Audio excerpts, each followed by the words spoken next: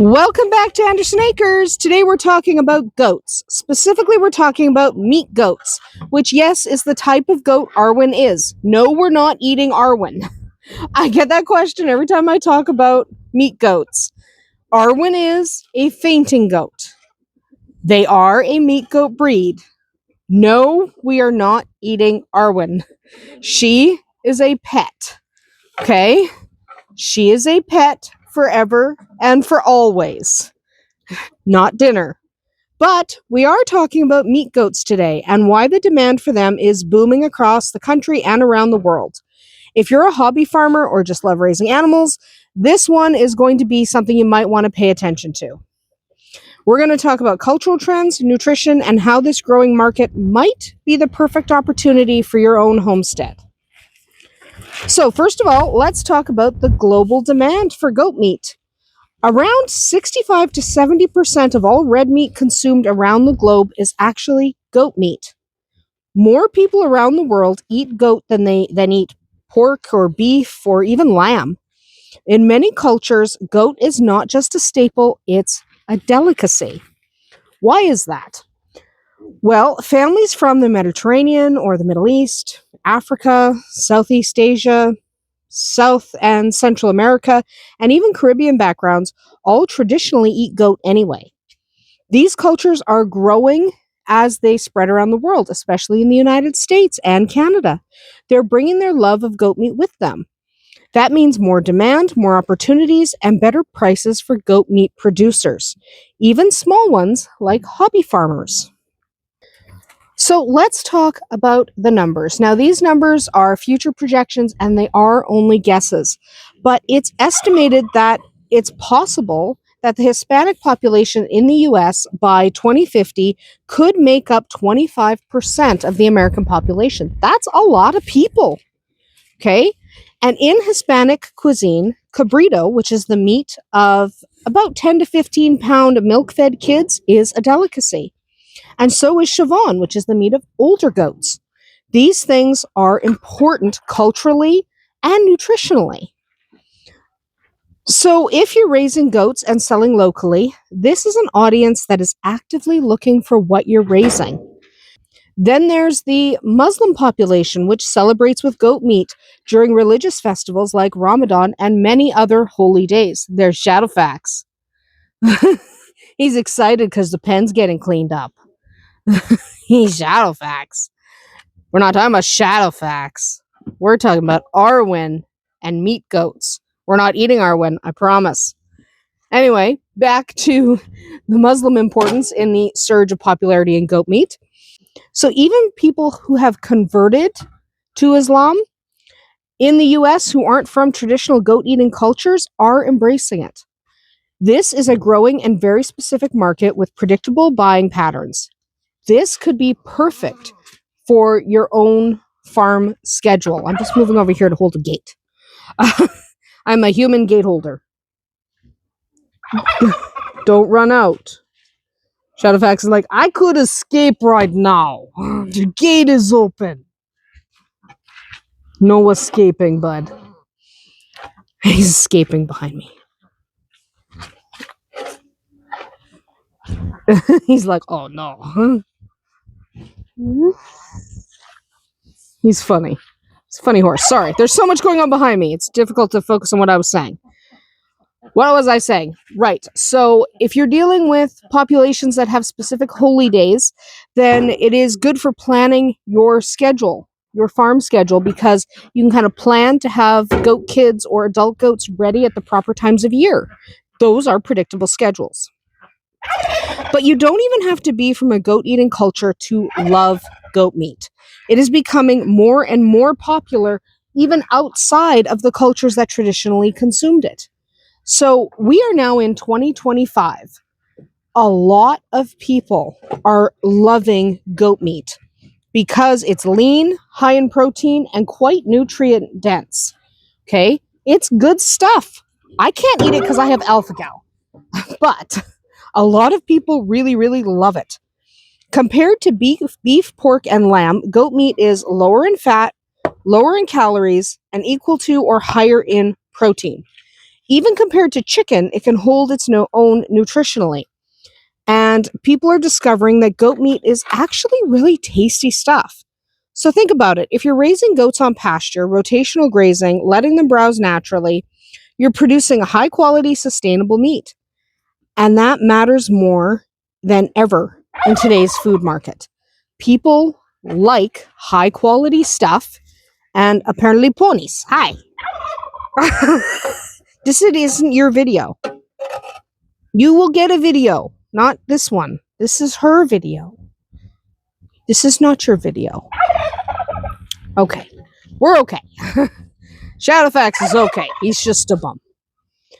So, what does all this mean for hobby farmers and small homesteaders? People who have small herds, a small patch of land, but a real love of animals and a real wish to explore things like goat meat, either consuming for themselves or selling to others. Well, it means you don't need a huge farm. You can raise goats on a relatively small amount of land. They still need land. Okay, they still need more than a city yard, but they don't need as much land as, say, cattle. So you can make a profit from them on a smaller amount of land. And you can tap into multiple markets. You can tap into ethnic communities, religious communities, and health-conscious consumers when it comes to selling your product. If local regulations permit, you can even sell to local farmers markets or directly to families, maybe even to restaurants that are looking to expand their menus. And remember that goats are easy keepers. They're smart, they're hardy, and they're perfect for smaller operations. They're also good at scratching their chins on boards. It's a talent, especially during shedding season. It's a good way to get that hair off. Yeah. And remember that goats are just plain fun. They have a ton of personality. They're excellent to have in your homestead. They're great to have around. And if you already raise goats for milk or fiber, adding meat goats might be a natural next step. And if you're new to goats, this is one of the most accessible livestock ventures to start with, beaten only probably by poultry. Like chickens and turkeys are pretty accessible. But if you're looking for something that's not poultry, goats might be the way to go. So if you're thinking about raising meat goats, here are a few breeds to look into. You might want to think about the boar goat, the gold standard for meat production. These guys are fast-growing, stocky, and calm. And there's chicken. This isn't your video either, bud. Sweetheart. That's actually a sweetheart, not a bud. Then there are the Kiko goats. If I was going to do meat goats, I would do Kiko. They are hardy, parasite resistant, and bred and great for pasture-raised systems. Okay, I love the Kiko. They're also really funny. There's the Spanish goat. These are good for low input, extensive systems. They're pretty adaptable and pretty tough. Then there's the myotonic or the fainting goat, like Arwen. They are surprisingly muscular, and their calm nature makes them really easy to handle. I happen to love fainting goats. I also happen to love Kikos. So honestly, let's be honest, I'd probably do fainting goats and Kikos because they're both easy to manage and funny and personable and easy to have around, because they are. There's also the Nubians or the Alpines. I know we talk about Nubians and Alpines more for milk than for meat, but if you already raise them for their milk, Nubians and Alpines actually work well as meat goats as well. So you can use weathered goats, boys that have been castrated, and they can make really good meat goats. Hi, sweetheart. Gonna sneak this way.